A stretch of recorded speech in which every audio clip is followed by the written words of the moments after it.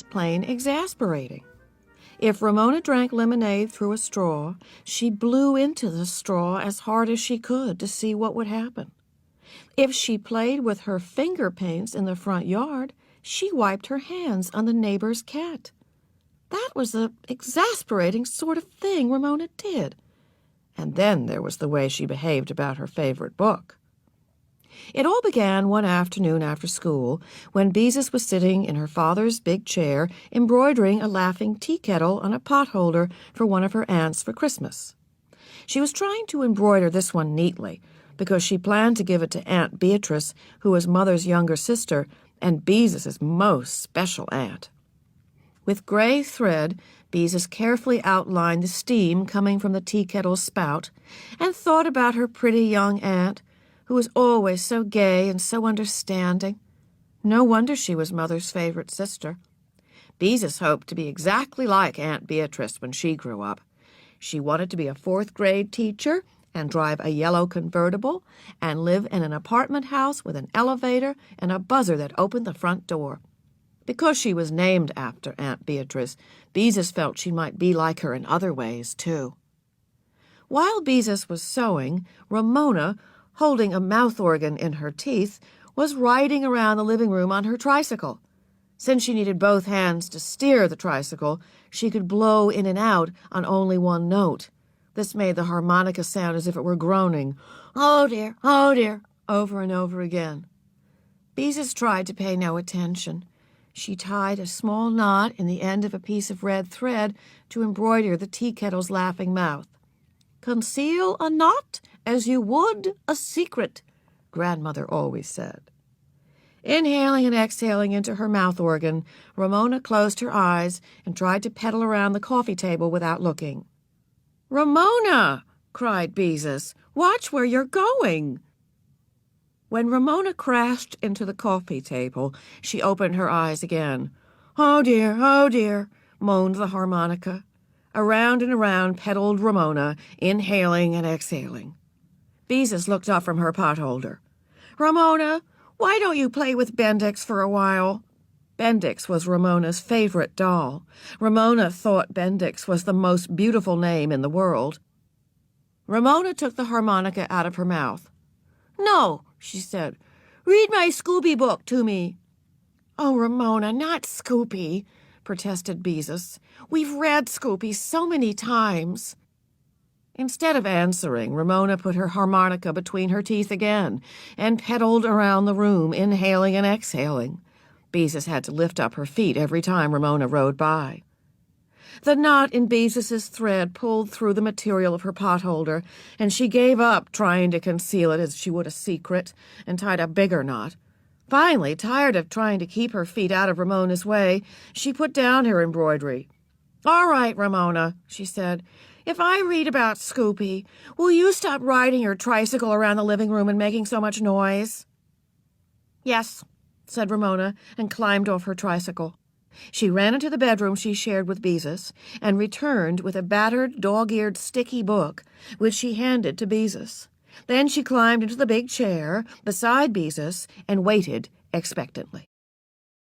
Once everything's perfectly organized, I'll start working on my thesis.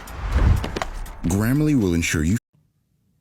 Reflecting that Ramona always managed to get her own way, Beezus gingerly took the book and looked at it with a feeling of great dislike. It was called The Littlest Steam Shovel. On the cover was a picture of a steam shovel with big tears coming out of its eyes. How could a steam shovel have eyes, Beezus thought, and scarcely looking at the words, began for what seemed like the 100th or maybe the 1000th time. Once there was a little steam shovel named Scoopy. One day, Scoopy said, "I do not want to be a steam shovel. I want to be a bulldozer." "You skipped," interrupted Ramona. "No, I didn't," said Beezus. "Yes, you did," insisted Ramona. "You're supposed to say, 'I want to be a big bulldozer.'" "Oh, all right," said Beezus crossly. "I want to be a big bulldozer." Ramona smiled contentedly, and Beezus continued reading. "Grrr," said Scoopy, doing his best to sound like a bulldozer. Beezus read on through Scoopy's failure to be a bulldozer. She read about Scoopy's wanting to be a trolley bus. Beep, beep, honked Ramona. A locomotive. Ahoy, ahoy, wailed Ramona. And a pile driver. Clunk, clunk, shouted Ramona. Beezus was glad when she finally reached the end of the story, and Scoopy learned it was best for little steam shovels to be steam shovels. There, she said with relief, and closed the book. She always felt foolish trying to make noises like machinery. Clunk, clunk, yelled Ramona, jumping down from the chair. She pulled her harmonica out of the pocket of her overalls and climbed on her tricycle. Oh, dear, she inhaled and exhaled. Ramona, cried Beezus, you promised you'd stop if I read Scoopy to you. I did stop, said Ramona, when she had taken the harmonica out of her mouth. Now read it again. Ramona Geraldine Quimby, Beezus began, and stopped. It was useless to argue with Ramona. She wouldn't pay any attention. Why do you like that story anyway? Beezus asked. Steam shovels can't talk, and I feel silly trying to make all those noises. I don't, said Ramona and wailed, ahoy, ahoy, with great feeling before she put her harmonica back in her mouth. Beezus watched her little sister pedal furiously around the living room, inhaling and exhaling. Why did she have to like a book about a steam shovel anyway? Girls weren't supposed to like machinery. Why couldn't she like something quiet, like Peter Rabbit?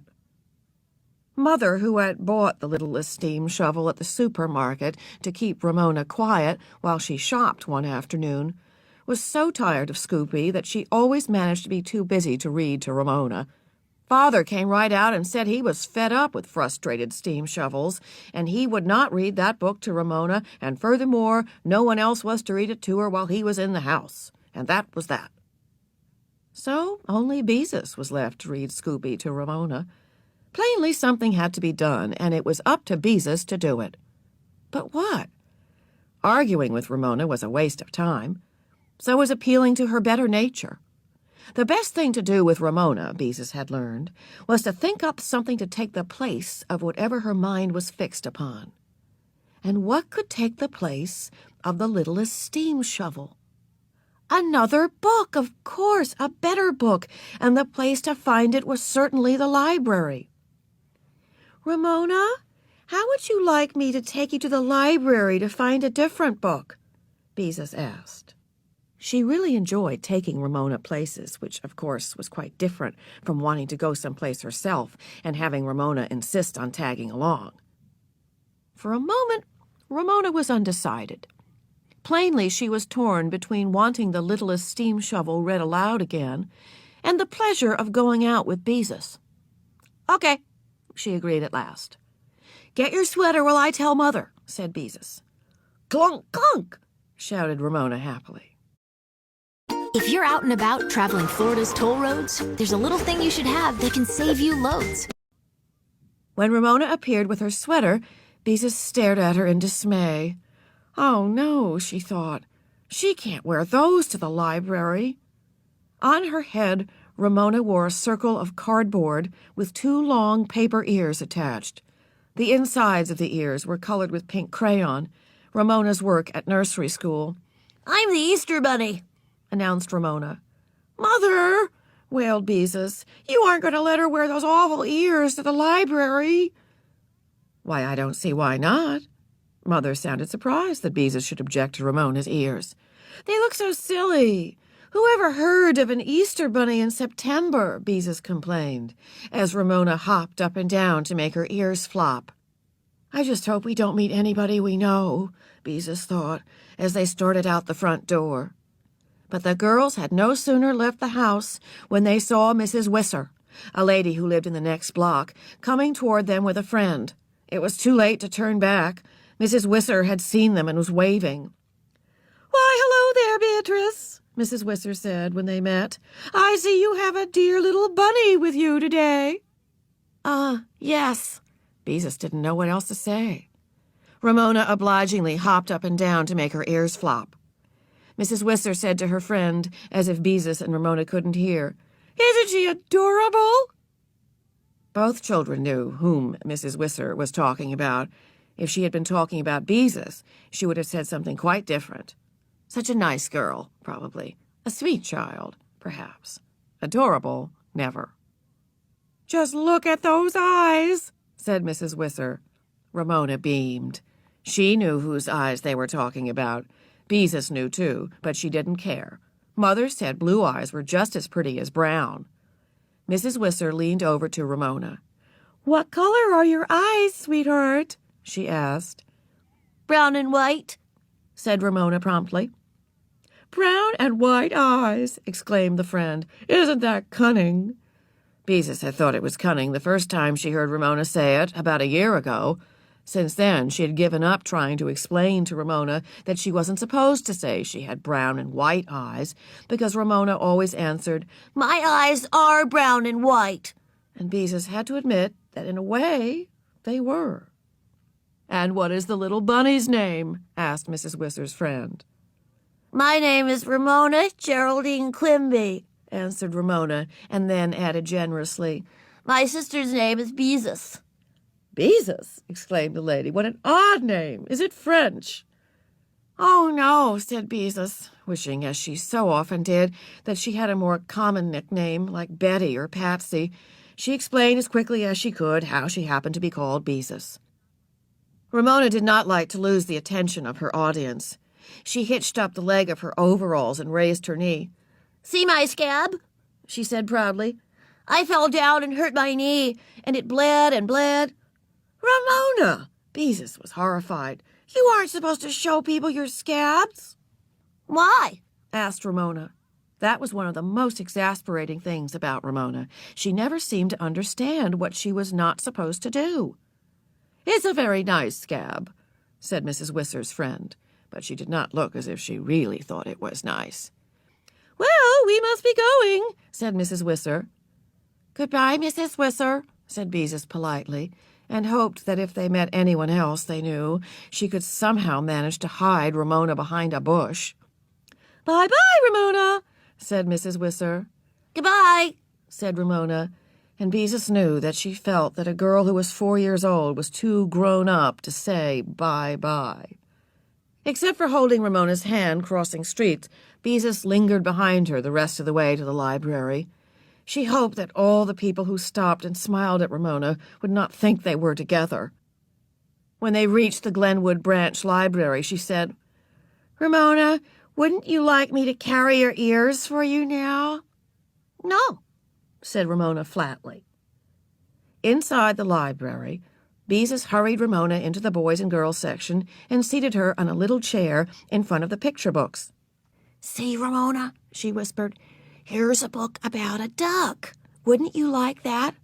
"No," said Ramona in a loud voice. Beezus's face turned red with embarrassment when everyone in the library looked at Ramona's ears and smiled. "Shh," she whispered, as Miss Griever, the grown-ups librarian, frowned in their direction. "You're supposed to speak quietly in the library." Beezus selected another book. "Look, Ramona, here's a funny story about a kitten that falls into the goldfish bowl. Wouldn't you like that?" "No," said Ramona in a loud whisper. "I want to find my own book." If only Miss Evans, the children's librarian, were there. She would know how to select a book for Ramona. Beezus noticed Miss Griever glance disapprovingly in their direction, while the other grown-ups watched Ramona and smiled. "All right, you can look," Beezus agreed to keep Ramona quiet. "I'll go find a book for myself."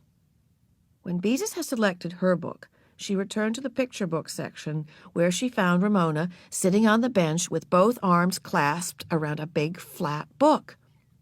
"I found my book," she said, and held it up for Beezus to see. On the cover was a picture of a steam shovel with its jaws full of rocks. The title was Big Steve the Steam Shovel. "Oh, Ramona," whispered Beezus in dismay. "you don't want that book?" "I do too," insisted Ramona, forgetting to whisper. "You told me I could pick out my own book." Under the disapproving stare of Miss Griever, Beezus gave up. Ramona was right. Beezus looked with distaste at the big orange-colored book in its stout library binding. At least it would be due in 2 weeks. But Beezus did not feel very happy at the thought of 2 more weeks of steam shovels. And it just went to show how Ramona always got her own way. Beezus took her book and Ramona's to Miss Greaver's desk. Is this where you pay for the books? Asked Ramona. We don't have to pay for the books, said Beezus. Are you going to charge them? Ramona asked. Beezus pulled her library card out of her sweater pocket. I show this card to the lady, and she lets us keep the books for 2 weeks. A library isn't like a store where you buy things. Ramona looked as if she did not understand. I want a card, she said. You have to be able to write your own name before you can have a library card, Beezus explained. I can write my name, said Ramona. Oh, Ramona, said Beezus, you can't either. Perhaps she really does know how to write her name, said Miss Greaver as she took a card out of her desk. Beezus watched doubtfully while Miss Greaver asked Ramona her name and age. Then the librarian asked Ramona what her father's occupation was. When Ramona didn't understand, she asked, "What kind of work does your father do?" He mows the lawn, said Ramona promptly. The librarian laughed. I mean, how does he earn his living? Somehow Beezus did not like to have Miss Greaver laugh at her little sister. After all, how could Ramona be expected to know what father did? He works for the Pacific Gas and Electric Company, Beezus told the librarian.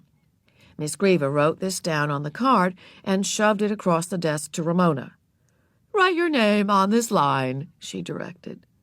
Nothing daunted, Ramona grasped the pencil in her fist and began to write. She bore down so hard that the tip snapped off the lead, but she wrote on. When she laid down the pencil, Beezus picked up the card to see what she had written. The line on the card was filled with what looked like a row of very pointy mountains. Some mountains were crossed, like the letter T. Some were dotted, like the letter I. That's my name, said Ramona proudly. That's just scribbling, Beezus told her. It is too my name, insisted Ramona, while Miss Greaver quietly dropped the card into the wastebasket. I watched you write, and I know how. Here, Ramona, you can hold my card, Beezus tried to be comforting. You can pretend it's yours. Ramona brightened at this, and Miss Greaver checked out the books on Beezus's card. As soon as they got home, Ramona demanded, Read my new book to me. And so Beezus began. Big Steve was a steam shovel. He was the biggest steam shovel in the whole city. When she finished the book, she had to admit she liked Big Steve better than Scoopy. His only sound effects were tooting and growling. He tooted and